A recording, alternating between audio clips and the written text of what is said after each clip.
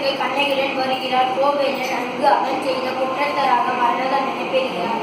அராயவர் தீர்ப்பளித்ததாக அரசன் மீது குற்றம் சாட்டி கண்ணகி தன் கால் சிலவை கொண்டு தன் கணவன் கல்வனவன் என்பதை உணர்த்துகிறார். கண்ணகிக்கும் நடக்கும் உரையாடலை இங்கு பாடமாக அமைந்துள்ளது. 5ஆம் வகுப்பு மாணவர்களை நாடகம் நடிக்கிறார்கள் வருகிறார்கள்.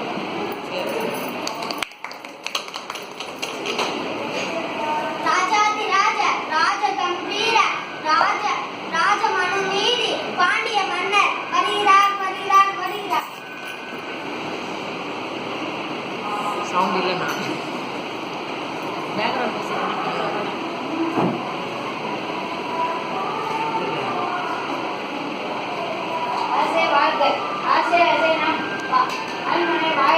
ஒரு பெண் வந்து நிற்கிறார். அழுத கண்களோடும் தலை வைத்து கோலத்துடன் ஒரு பெண் வந்து நிற்கிறார்.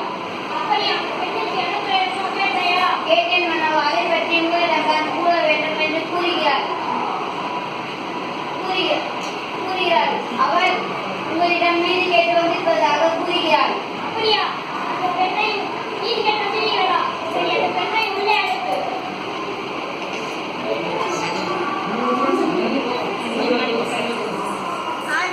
சான்றோர்களும் நிறைந்திருக்கும் அவையத்தை நடுநாயகமாய் மன்னர் வீட்டிற்கும் அவையைக்குள் கண்ணகி நுழைகிறார்.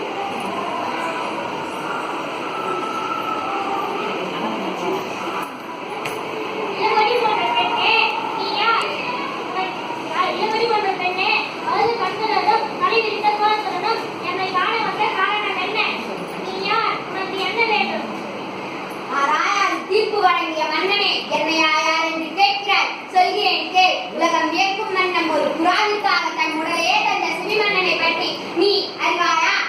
போற்றும் பசுவை தேவ மன்னனாக அதன் கண்டை தேக்காலில் இட்டுக் கொண்டு தன் மகனை அதே தேக்காலில் இட்டுக் கொண்டானே மனுநீதி சோழன். அவனை பற்றி நீ அறிவாயா?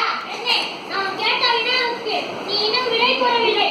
அதை விட்டு வேற எதையோ கூறிக்கொண்டிருக்கிறாய். இறப்பின் அருமை தெரியாத மன்னனே, என் நிலை அறியாமல் தானே இப்படி பேசுகிறாய்? நான் இதுவரை சொன்ன பெருமைமிக்க சோழ மன்னர்கள் வாழ்ந்த புகார் நகரமே எனது ஊர். அவ்வூரில் பழியாட்சி பண்ணவருடைய சாந்துவான் மகனாகிய கோவலன் என்பவனின் மனைவி நான். ஓ, இப்போது புரிகிறது. அந்த கோவலனின் மனைவியா நீ? போதும் மன்னா, நிறுத்தி. என் கணவன் மனை இகழ்வதற்கு உனக்கு என்ன தகுதி உள்ளது? வினை பயனாக ஊருக்கு வந்து என் காட்சி நம்பை விற்க வந்த என் கணவனை அநியாயமாக கொண்டு விட்டாயே, நீ செய்தது தகுமா? பெண்ணே, போதும் நிறுத்து.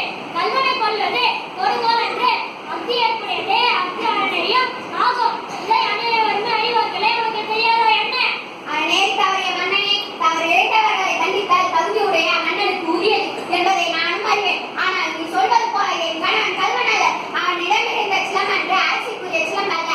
அதன் இணைச்சிலம் இதோ என்னிடம் உள்ளது. என் சிலம்பின் பலன் வாழ்க்கை கற்களால் ஆனது. பெண்ணே, நீ சொல்வது உண்மைதானா? அன்பிற்குரிய சிலம்பே பயமுத்துக்களால் ஆனது. ஆண்டார்களும் சான்றார்களும் நிறைந்திருக்கும் இந்த அவையிலே அனைவருக்கும் உண்மையை உணர்த்துகிறேன். யாருங்கே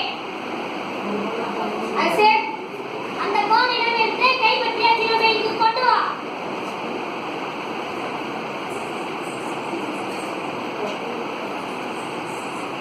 சிலம்பை பெற்ற மன்னர் அது கண்ணகியிடம் கொடுத்தார்.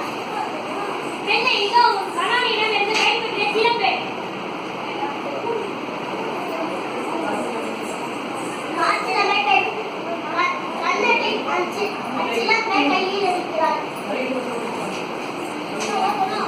நீதி தவறாதவன் என்று உன்னை கூறிக்கொள்ளும் மன்னனே, ஒரு தவறும் செய்யாத என் கணவனை கொண்டு உன் அரணேற்கு இழுத்து என்று இதோ மெய்ப்பிக்கிறேன். கண்ணகி சிலம்பை தலையில் கொண்டு வருகிறார். அதிலிருந்து மாணிக்கக்கல் ஒன்று அரசனின் முகத்தில் பட்டு தெரிந்து விழுகிறது. இதோ மெய்ப்பிக்கிறேன். இங்கே பார்.